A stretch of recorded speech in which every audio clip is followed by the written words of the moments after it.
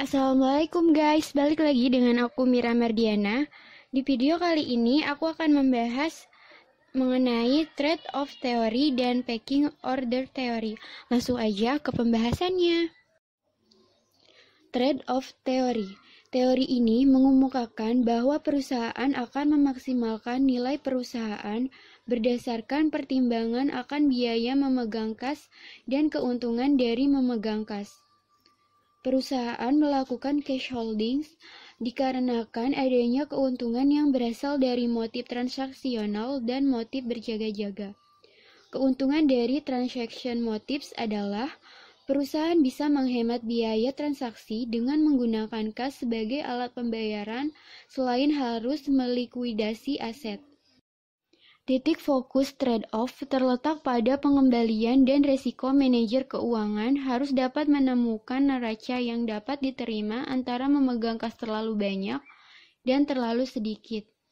Karena investasi kas yang besar dapat meminimumkan peluang insolvensi perusahaan, namun mengancam profitabilitas perusahaan.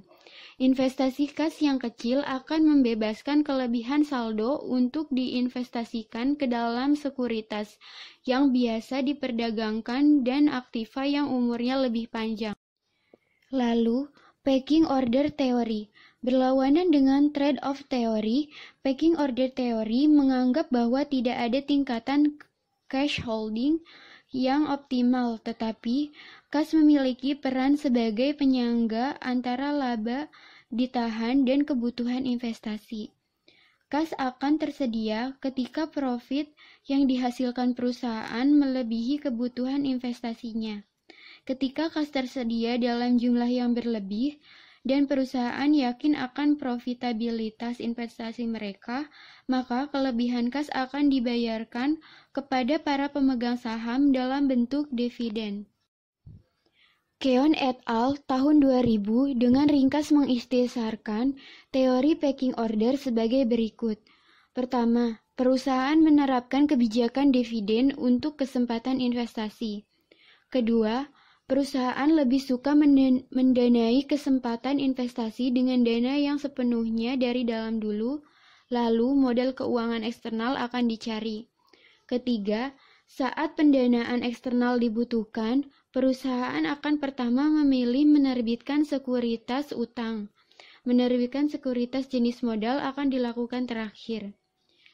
Dan yang keempat, untuk mengantisipasi kekurangan persediaan kas, karena adanya kebijakan dividen yang konstan dan fluktuasi dari tingkat keuntungan, serta kesempatan investasi, maka perusahaan akan mengambil portofolio investasi yang lancar tersedia.